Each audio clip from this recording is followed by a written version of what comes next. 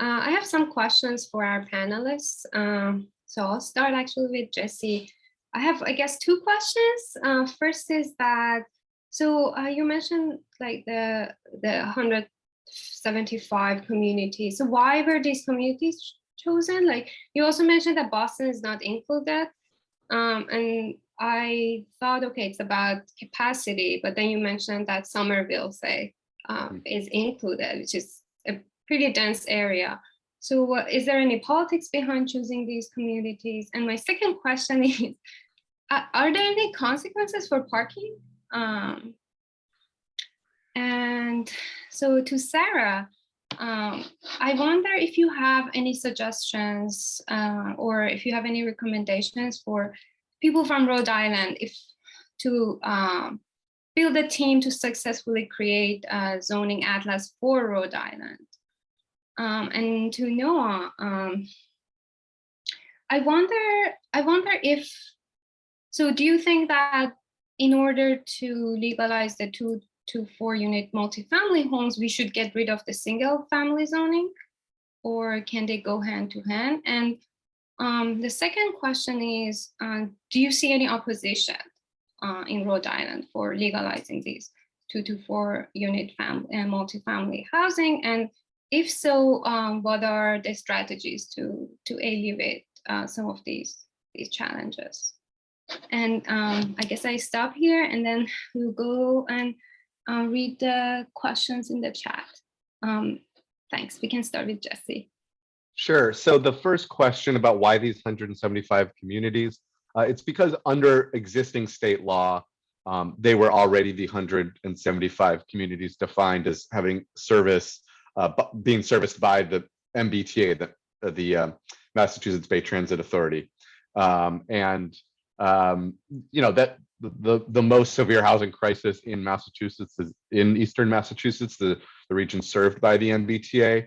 And so it made sense to align the requirements of this law with those communities that are served by transit in that region, I guess is the easiest way to answer that question. There is another bill in the current legislative session that we've prioritized that would expand the requirement to all transit stations around the state with bus station service or higher. And so that would reach places like Union Station and Springfield and others outside of the MBTA region. But because the housing crisis is so acute in Eastern Massachusetts right now, it made sense to focus on that and use the existing MBTA community definition.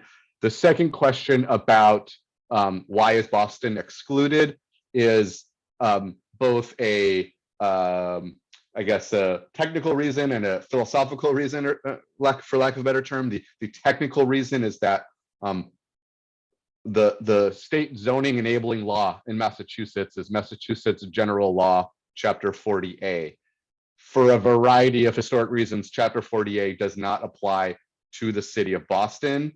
The city of Boston has its own zoning enabling legislation that was enacted by the legislature in 1956. So in order to have a broad zoning reform like this MBTA communities law and hit as many communities as possible, they needed to modify Chapter 40A and apply it to those MBTA communities.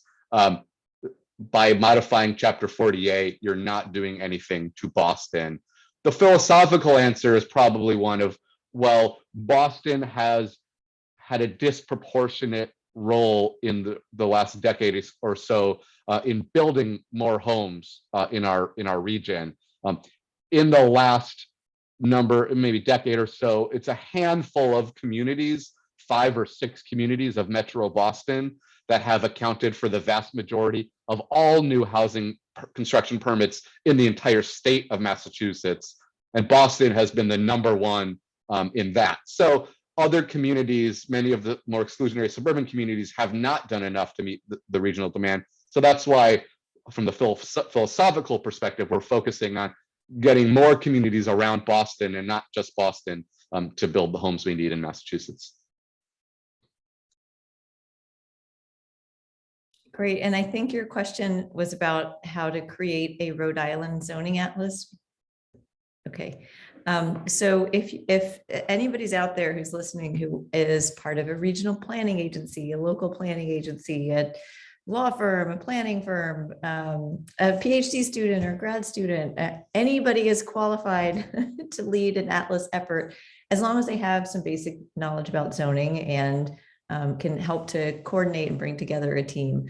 So in other states, we've seen teams emerge with state housing agencies, with university researchers, or with statewide planning groups and university affiliates as well. In Connecticut, it was a crew of myself and lots of helpful local planners, as well as teams of college, graduate, and law students pulling together the Connecticut Atlas. In New York State, where my lab is also leading the statewide Atlas, we've pulled together the University of Buffalo, Fordham Law School, the New York Homes and Community Renewal Agency, and others to cobble together. Regional Plan Association, I forgot them. They're very important.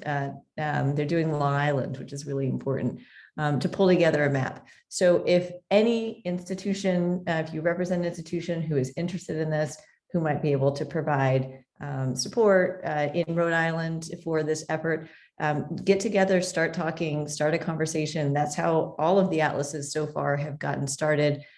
There's lots of state-specific foundations or city-specific foundations that can offer work, offer funding for student time and even lead project manager time. And I'm also happy to help you brainstorm ideas if you need it. But Rhode Island is manageable. It's a lot of the state is zoned.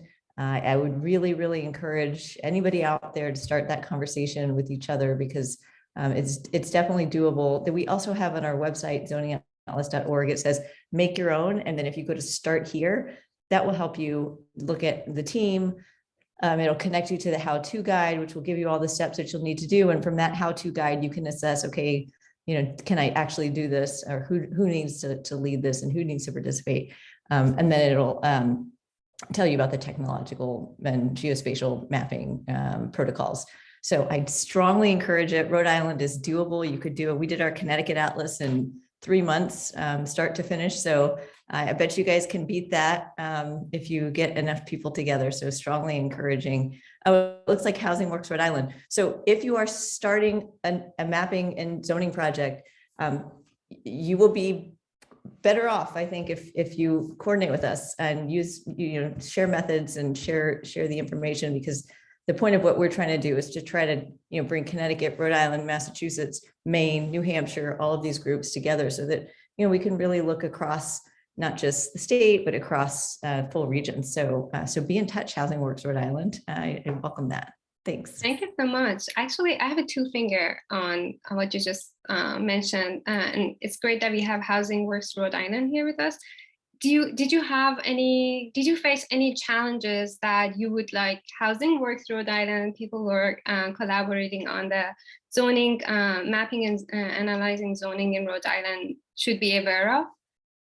So one of the biggest issues that we're seeing in New York State, well, we didn't see it in Connecticut so much, but one of the big issues is that local jurisdictions, especially small towns, do not want to share their zoning codes or even their zoning maps. So they have asked my students here in Ithaca, New York, to drive 2 hours to go to inspect a map in their office, which the students cannot take or photocopy. That is terrible for a number of reasons. Hopefully, at least in a smaller state, that drive, if you needed to do it, would be manageable. But I think having local folks on the ground in all parts of the state to assure planners that this information is, it could help them with their jobs. It could help give people information about zoning. It could lead to more knowledgeable participants in the land use process, for members of the public to be more knowledgeable participants. It might help cut down on, people just calling their office and asking how some place is zoned.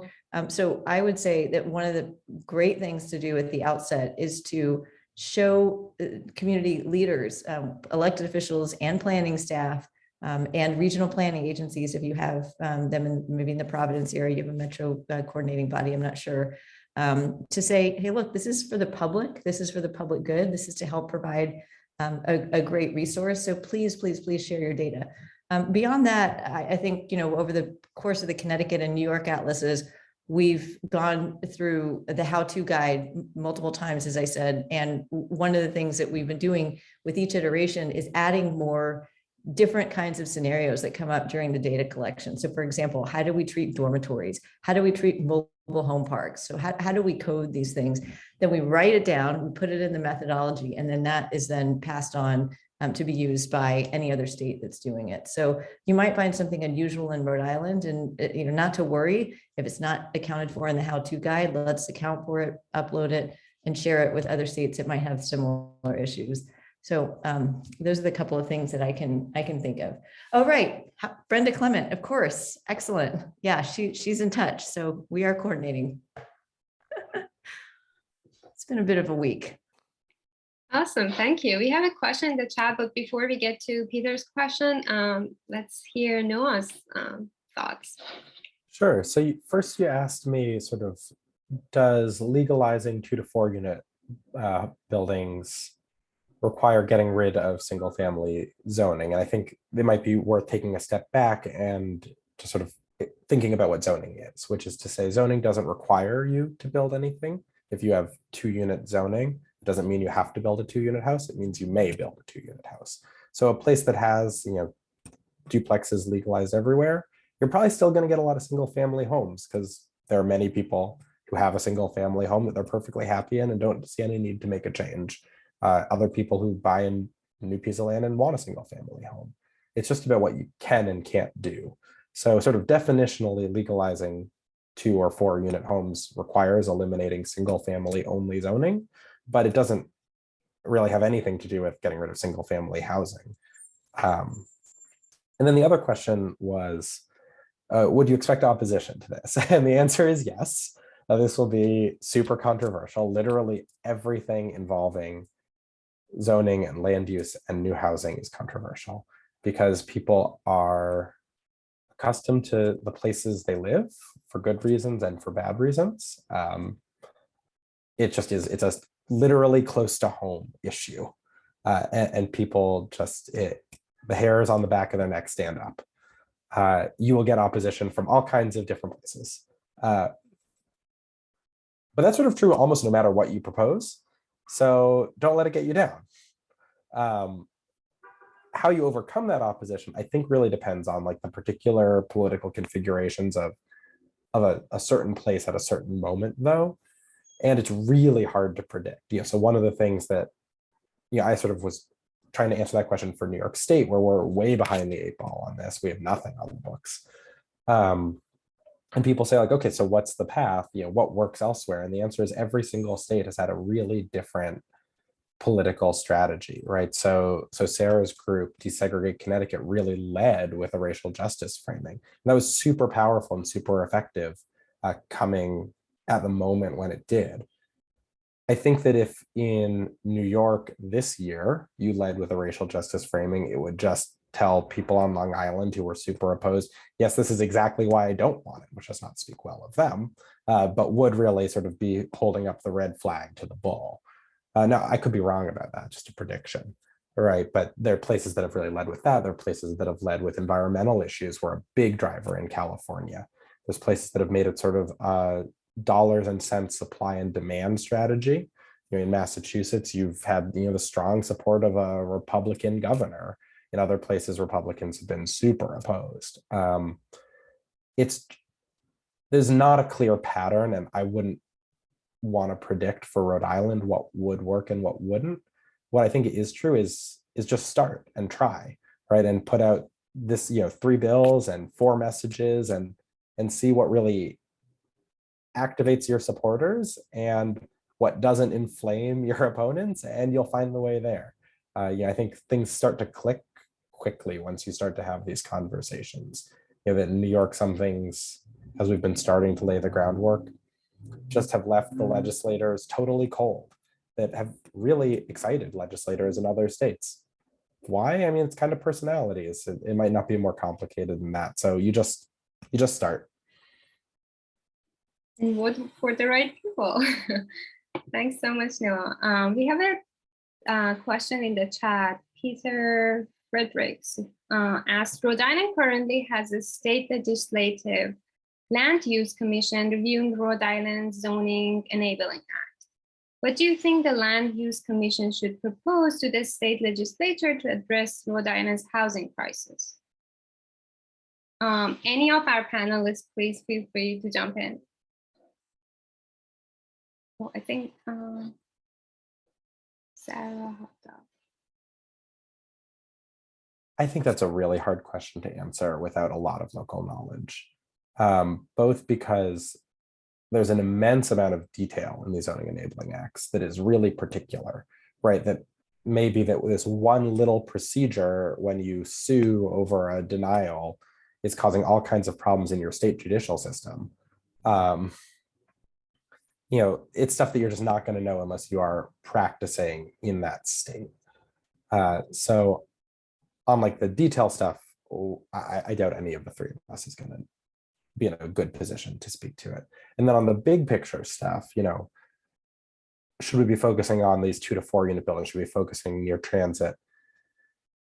I mean, it's the answer is kind of all of it. And then you sort of see where the political opportunities and the policy opportunities are. You know, do you have strong support inside Providence, or is Providence a little skeptical, right? You know, I don't know that there's a right answer here. And I certainly think that it's something that a bottom-up state-led process is going to get you better outcomes than us each sort of giving our best guess. But I suspect that all three of us would be really happy to sort of have those conversations with, you know, all the paper in front of us and brainstorm it out. Yeah, I would echo everything Noah just said in terms of it, you know, takes local knowledge to really understand what was needed for us in Massachusetts.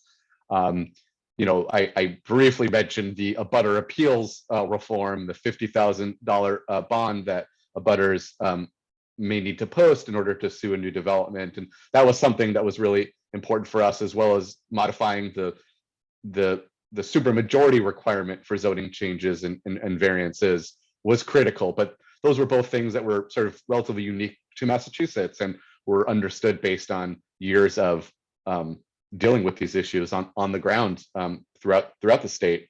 You know, also, you know, I am a big fan of our, you know, MBTA communities, you know, multifamily transit zoning, but, you know, we are fortunate in Eastern Massachusetts to have a broad, you know, a significant sized subway and light rail system and commuter rail system, which I know doesn't really exist in Rhode Island. And so it's a different calculation. I know there's certainly transit hubs in some of the cities in Rhode Island with express bus service. So maybe think about how to, you know, concentrate more multifamily near those, and, you know, Providence, Pawtucket, other places. But yeah, I mean, again, like Noah said, I think it really it's sort of unique to the circumstance of each community. But I, you know, as Noah said, happy to think through some of this with interested advocates in Rhode Island.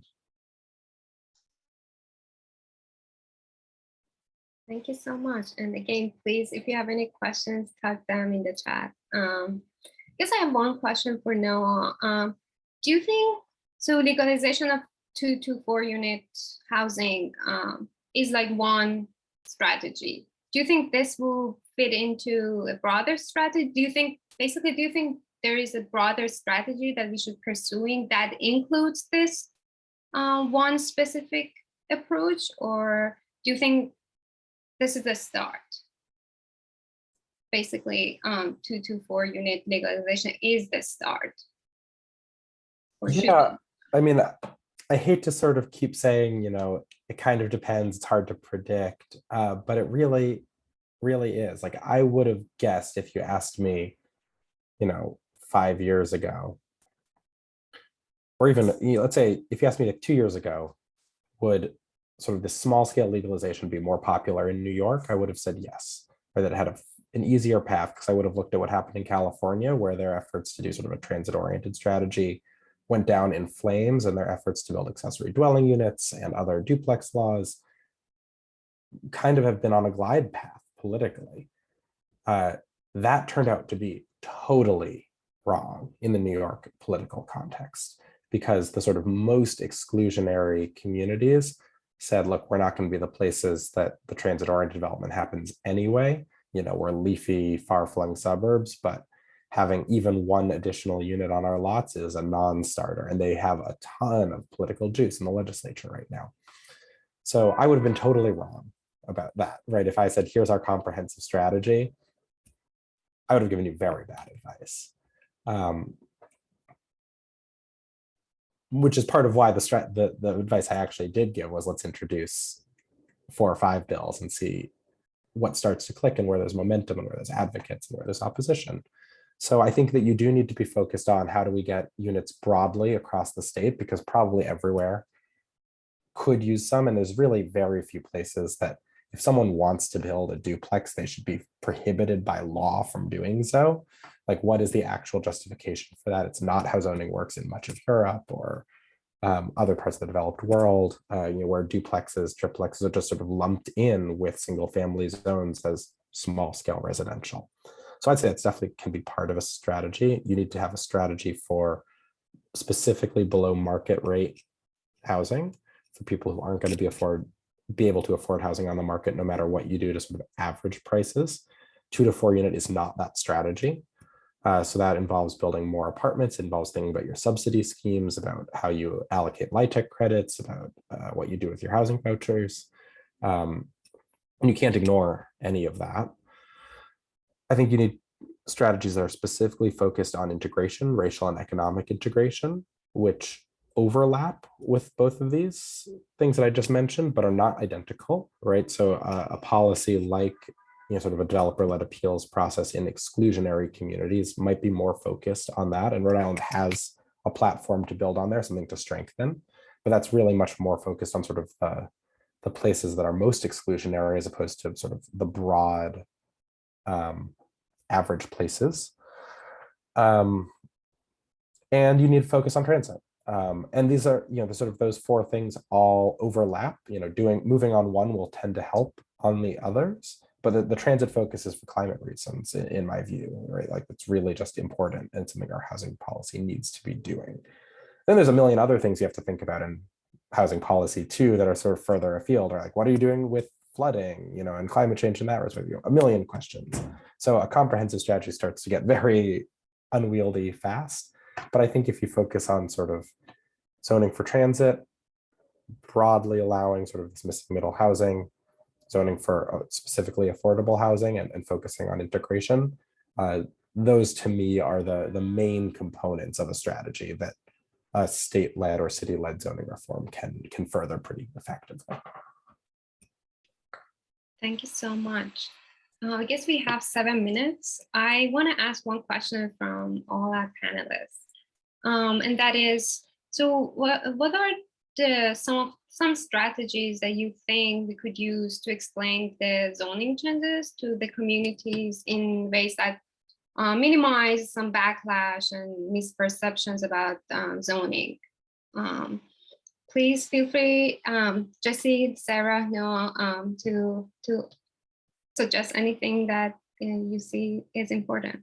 Thanks. I don't know if it's so much about explaining the technicalities of zoning and how it works, but more in terms of helping, lay people, for lack of a better term, understand why it's important to them and why some of these reforms we're talking about may be important, even though they don't think about zoning and development frequently in their daily life. And that's to make them think about their own lives and their own families. And we have a housing crisis in Massachusetts. That means even in some of those incredibly wealthy communities where their children, go off to elite colleges, whether in Massachusetts or around the country, they, even those, their own children can't afford to live in the communities where they grew up because housing is so expensive, and the community doesn't allow the types of homes, whether they're apartments or smaller units or whatnot, that their kids want to live in, or seniors who want to age in their own community but maybe can't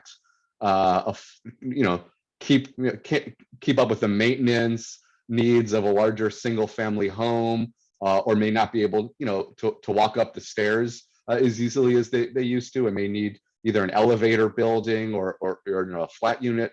But that's not available in their community because exclusionary zoning has left those types of homes out of the equation. So just, you know, things like that to sort of spin it back on folks and help them think about why it's important to make these changes. And it's not just about creating opportunity for new residents to live in your community. That's very important. That is a progressive ideal, to be open and welcoming to newcomers, but it's not just about newcomers. These types of reforms can help people who already live in those communities as well. And that's why we need zoning reform at the local and state level. I totally agree with that. I think that's key to the messaging. The other thing that I have found to be very effective is just to point out how many of people's favorite places in their own communities were built this way, because this is what land use used to look like, right? So almost everywhere has, you know, a town center with, you know, an apartment over a shop or with some duplexes, and they're utterly integrated into the community. And that actually goes true for apartment buildings too. Most of these places have at least some, you know, real dense multifamily, and people are just used to it because they've walked by it or driven by it their entire lives. And I always find that if you sort of point them to, you know, okay, but what about your town center? What about, you know, whatever street in your community? And you have the picture and you just sort of talk through them. You say, well, that one isn't so bad. And then you've got an opening to say, well, maybe the other one won't be either. And to say that these are not, we've normalized single family only zoning as sort of the baseline, but historically and internationally, that's just not true. And just pushing people a little bit to say like, well, actually, that's the weird one. I find that it's very effective to reminding people what kind of places they enjoy being in, or at least that someone they love or someone they know has enjoyed being in, right? That these are places that work for someone.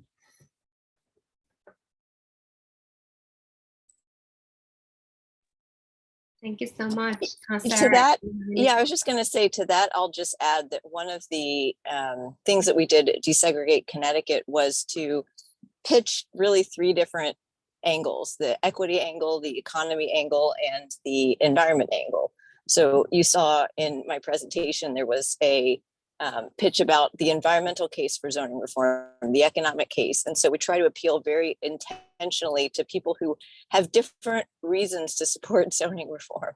But I definitely second, you know, when you're talking about existing homeowners, that making the argument that this benefits them is helpful.